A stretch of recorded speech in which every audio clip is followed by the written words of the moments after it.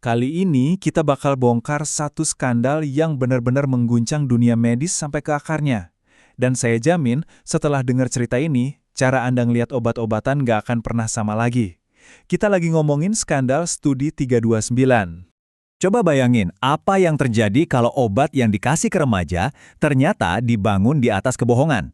Pertanyaannya mungkin simpel, tapi jawabannya itu yang ngeri. Sebuah obat yang katanya buat nolong, malah jadi sumber masalah. Yuk kita telusuri bareng-bareng gimana penipuan besar ini akhirnya kebongkar. Di tahun 2001, inilah kebenaran yang disebar ke seluruh dunia. Kesimpulan ini diterbitin di jurnal medis yang super bergengsi. Jadi ya udah pasti dokter-dokter langsung meresepkan, orang tua percaya aja, dan jutaan remaja akhirnya minum obat ini. Semuanya berdasarkan satu kesimpulan itu. Nah, disinilah semuanya mulai kelihatan busuk. Lihat deh perbandingannya. Di satu sisi, yang dipublikasiin, mereka bilang obatnya efektif. Keren kan? Tapi tunggu dulu, lihat yang di sisi lain. Ini memo internal dari tahun 1998, 3 tahun sebelumnya. Isinya, studi ini tidak menunjukkan keefektifan. Jomplang banget kan? Mereka udah tahu dari awal obatnya nggak guna, tapi tetap aja mereka nekat nyebarin kebohongan. Jadi apa aja sih yang mereka sembunyiin di balik data itu? Oke, kita bedah satu-satu penipuannya. Dan yang bikin geleng-geleng kepala, ini bukan kerjaan satu orang. Ini kayak konspirasi rame-rame. Ada perusahaan farmasi raksasa, akademisi terkenal yang namanya dipajang, penulis bayaran di belakang layar, dan bahkan jurnal medisnya pun ikut terlibat. Padahal jurnal kan harusnya jadi penjaga gawang kebenaran ilmiah ya. Salah satu trik utama mereka itu namanya ghost writing. Gampangnya gini. Perusahaan bayar penulis profesional buat nulis artikel sesuai pesanan mereka. Terus, mereka bayar seorang akademisi yang namanya udah terkenal buat nempelin namanya di artikel itu, seolah-olah dialah penulisnya. Jadi intinya, mereka beli stempel ilmiah biar kelihatan kredibel.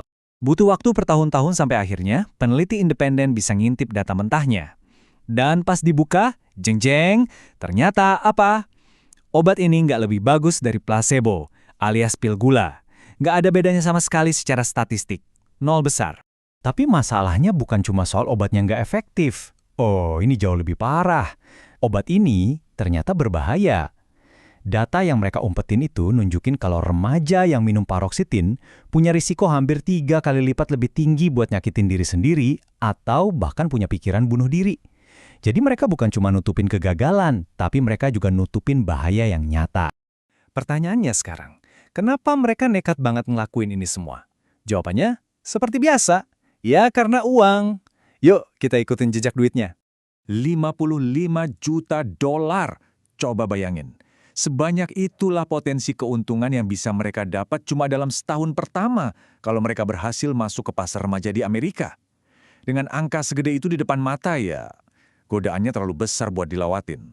Bahkan kalau harus bohong soal hasil studi sekali. Strategi bisnisnya sebenarnya simple banget. Paten obat mereka ini mau habis. Kalau paten habis, keuntungan pasti anjlok karena bakal banyak obat generik.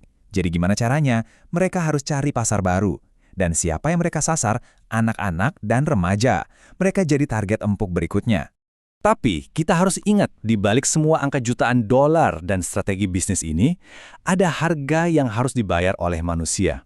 Ada korban-korban nyata.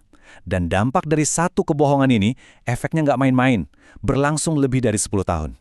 Coba kita lihat lini masanya. Ini nunjukin betapa lamanya sebuah kebohongan bisa bertahan. Dari memo internal tahun 98 sampai kebenaran akhirnya kebongkar tuntas di 2015, itu butuh 17 tahun. Selama belasan tahun itu, bisa dibayangin kan berapa banyak pasien yang menanggung resiko yang sengaja disembunyiin ini.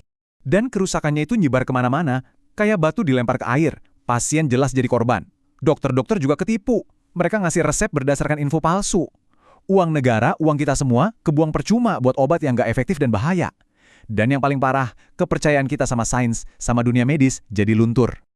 Tapi, di tengah cerita kelam ini, ternyata ada sisi positifnya juga. Ada secercah harapan. Karena kisah ini nggak berhenti di penipuan aja. Justru, skandal ini memicu perjuangan besar buat menuntut transparansi, dan hasilnya, ada perubahan nyata. Jadi begini prosesnya, skandal ini meledakkan tuntutan hukum dan berita di mana-mana bikin publik marah besar. Kemarahan ini jadi bahan bakar buat para peneliti dan aktivis buat bergerak. Tuntutan mereka cuma satu, buka datanya, ayo transparan. Nah, tekanan besar ini akhirnya maksa para regulator dan jurnal-jurnal medis buat ngubah aturan main mereka jadi lebih ketat. Nah, inilah warisan penting dari skandal 329. Meskipun awalnya adalah sebuah kebohongan besar, kasus ini justru jadi pemicu perubahan sistemik. Berkat semua ini, sekarang jadi jauh lebih susah buat perusahaan farmasi manapun untuk main umpet-umpetan data dan ngulangin kejadian yang sama. Ada presiden hukumnya. Dan semua ini membawa kita ke satu pertanyaan terakhir yang cukup bikin merinding. Oke, kasus studi 329 udah kebongkar. Tapi, berapa banyak lagi pengobatan lain yang katanya terbukti ampuh, tapi datanya nggak pernah boleh kita lihat? Ini jadi pengingat buat kita semua kalau perjuangan untuk transparansi di dunia sains itu ya perjuangan yang nggak ada habisnya.